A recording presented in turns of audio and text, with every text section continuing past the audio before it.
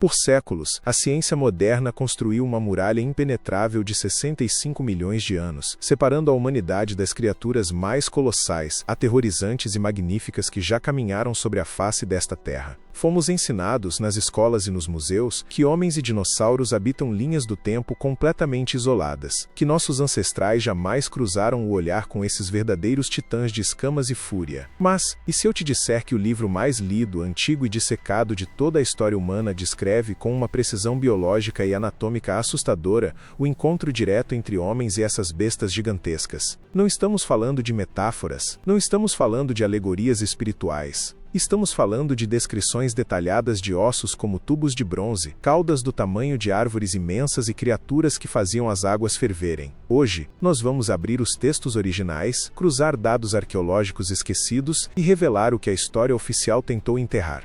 Existe um motivo sombrio e puramente linguístico pelo qual você nunca leu a palavra dinossauro nas páginas da sua Bíblia. Um mistério que esconde a verdadeira linha do tempo do nosso planeta. E a revelação exata de onde essas criaturas foram parar, eu vou te mostrar no final deste vídeo. Prepare-se, pois o que você está prestes a ouvir vai desafiar tudo o que você achava que sabia sobre o nosso passado. Para entender o grande enigma dos dinossauros nas escrituras antigas, precisamos primeiro viajar para a Inglaterra vitoriana. O ano é 1841. Um brilhante paleontólogo britânico chamado Sir Richard Owen está fascinado por uma série de fósseis gigantescos que haviam sido desenterrados recentemente, ossos grandes demais para pertencerem a qualquer animal conhecido. Ele percebe que está diante de uma categoria inteiramente nova de animais extintos, e para nomeá-los, ele junta duas palavras gregas, deinos, que significa terrível, e sauros, que significa lagarto. Nascia ali a palavra dinossauro, o lagarto terrível. Agora preste muita atenção neste detalhe temporal, pois ele é a chave de tudo. A palavra dinossauro foi inventada no século XIX. A Bíblia King James original, uma das traduções mais famosas da história, foi concluída em 1611. A tradução de João Ferreira de Almeida em português é de 1681. Ou seja, as principais traduções das escrituras sagradas foram feitas séculos antes da invenção da palavra dinossauro. Como os tradutores antigos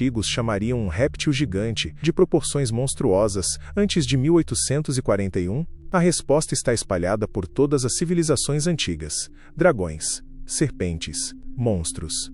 E, nos textos originais em hebraico da Bíblia, a palavra usada repetidamente é tanim. Tanim é traduzida ao longo dos textos antigos como dragão, monstro marinho ou grande serpente. O livro de Gênesis afirma claramente que, no quinto e no sexto dia, o Criador formou os grandes animais terrestres e os grandes monstros marinhos. A ciência chama isso de grandes répteis mesozoicos. Os antigos hebreus chamavam de tanim. A Bíblia não nega os dinossauros, ela apenas os chama pelo seu nome antigo. Mas as evidências não param na linguística. O livro mais antigo da Bíblia, o livro de Jó, contém o relato mais aterrorizante e detalhado de uma dessas criaturas. E não era um elefante. O livro de Jó é considerado por estudiosos de arqueologia bíblica como o manuscrito mais antigo de toda a compilação sagrada, datando de milhares de anos antes de Cristo, em uma era pós-diluviana onde a terra ainda era um lugar selvagem e indomável. No capítulo 40, o próprio Criador desafia a arrogância de Jó, apontando para a maior e mais formidável de todas as suas criações terrestres. Ele a chama de Behemoth. Ouça atentamente a descrição física deste animal,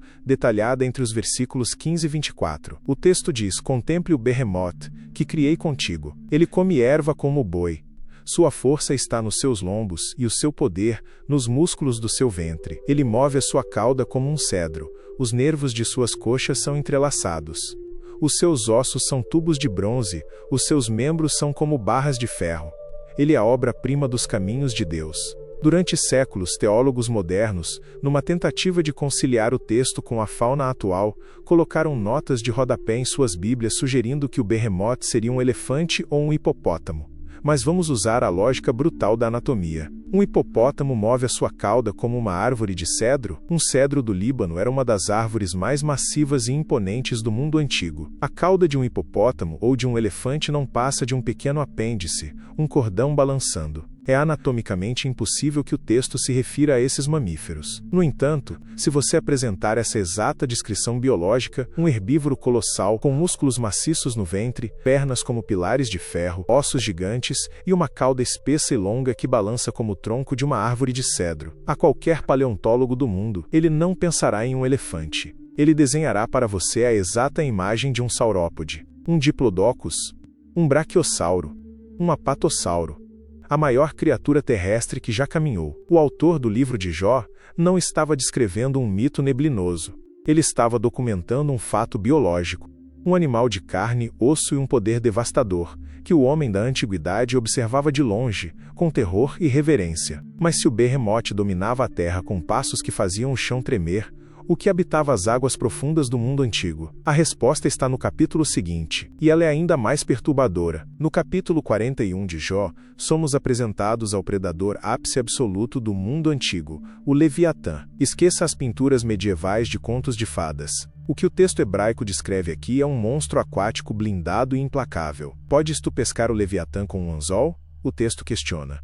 Ninguém é tão ousado que ouse despertá-lo.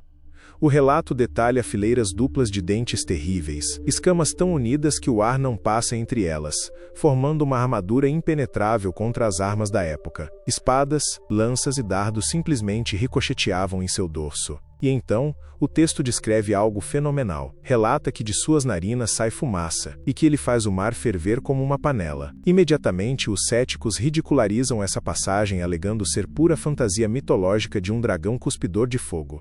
Mas a biologia moderna tem algo a dizer sobre isso. Na natureza de hoje, temos o besouro bombardeiro, um inseto que mistura compostos químicos, hidroquinona e peróxido de hidrogênio, dentro do seu próprio corpo, criando uma reação explosiva e ejetando um líquido tóxico a 100 graus Celsius para afastar predadores. Se um pequeno inseto possui essa biotecnologia natural e complexa, por que é tão absurdo conceber que um réptil marinho de toneladas, vivendo no ápice da cadeia alimentar, não possuísse uma glândula química semelhante para caça ou defesa? Cientificamente falando, o Leviatã possui todas as características anatômicas de répteis marinhos do passado, como o cronossauro, o mosasauro ou o gigantesco crocodilomorphos como os sarcosuchus, criaturas revestidas de escamas impenetráveis que reinavam nos oceanos e pântanos do mundo antigo. A Bíblia não está criando monstros ilusórios, ela está catalogando a megafauna extinta. Nós estamos chegando ao ponto mais crítico dessa investigação. Você já viu que a Bíblia descreve essas bestas muito antes da ciência moderna desenterrar o primeiro osso. Mas se eles realmente coexistiram com a humanidade em tempos imemoriais, onde estão as provas visuais? E, a pergunta mais importante de todas, o que aconteceu com os dinossauros segundo os textos sagrados? Fique comigo, pois a peça final deste quebra-cabeça histórico está prestes a ser encaixada, e a resposta vai destruir a narrativa convencional. Se o homem e os grandes répteis dividiram o mesmo espaço nos primeiros dias da Terra, nossos ancestrais teriam deixado registros disso, certo? Eles teriam pintado, esculpido e documentado o que viam. E a verdade assombrosa é que eles fizeram exatamente isso. Mas a arqueologia moderna prefere ignorar essas anomalias. No complexo de templos de Angkor Wat, no Camboja, esculpida na rocha sólida há mais de 800 anos, existe uma representação perfeita de um estegossauro, com suas inconfundíveis placas nas costas. Como os artistas do Império Khmer esculpiram um dinossauro perfeitamente anatômico, centenas de anos antes dos primeiros esqueletos serem remontados pelos paleontólogos. No Peru, as famosas pedras de Ica mostram gravuras detalhadas de humanos interagindo com tricerátops e pterodáctilos. Na Inglaterra, na tumba do bispo Richard Bell do ano de 1496, existem faixas de latão com gravuras de dinossauros saurópodes entrelaçados. Mitos de caçadores de dragões permeiam cada cultura humana, da China à Europa medieval, passando pelas lendas indígenas das Américas. Porque todas as civilizações antigas que não tinham contato entre si, desenharam as mesmas criaturas que hoje vemos nos museus. Porque os contos de dragões não são ficção, eles são a memória humana coletiva. A memória fragmentada dos encontros reais com os últimos dinossauros. Chegamos então ao enigma final que prometemos revelar no início. Se a Bíblia confirma a história dos dinossauros, e o homem realmente conviveu com eles, o que causou o fim desses gigantes terríveis? A resposta não é um asteroide há 65 milhões de anos. A Bíblia oferece um evento cataclísmico documentado, o grande dilúvio global de Gênesis, uma destruição aquática sem paralelos na história do planeta. Curiosamente, a fossilização só ocorre sob condições de soterramento rápido com água, lama e sedimento sob extrema pressão. Os bilhões de fósseis de dinossauros encontrados hoje em megacemitérios de ossos misturados formam a assinatura exata, a prova geológica irrefutável de uma inundação violenta de proporções bíblicas. O texto sagrado diz que 2 de cada espécie de animal terrestre entraram na arca, o que logicamente incluiria espécimes jovens dos grandes répteis, garantindo sua sobrevivência inicial pós-dilúvio. Mas o mundo que eles encontraram depois não era o mesmo. A drástica mudança climática pós-diluviana destruiu a vasta vegetação da qual eles dependiam, e aqueles que sobreviveram se depararam com um novo e implacável predador, um que não caçava por instinto, mas por glória, proteção e expansão territorial: o homem. A megafauna restante foi caçada até a extinção. Os caçadores de dinossauros se tornaram os matadores de dragões das nossas lendas. O abismo entre a religião e a ciência sobre os dinossauros é uma ilusão moderna. A Bíblia sempre contou a história real. Eles viveram, eles reinaram, e eles deixaram suas pegadas de bronze gravadas para sempre nas escrituras, muito antes de estarem nas vitrines dos nossos museus. A verdadeira história sempre esteve escondida à vista de todos. Se essa investigação abriu a sua mente hoje, inscreva-se no canal para não perder os próximos segredos que vamos desenterrar. E eu quero saber de você: você acha que o Behemoth descrito em Jó era realmente um saurópode? Ou as pessoas ainda vão tentar te convencer que era apenas um elefante? Deixe a sua resposta aqui nos comentários. Até a próxima investigação.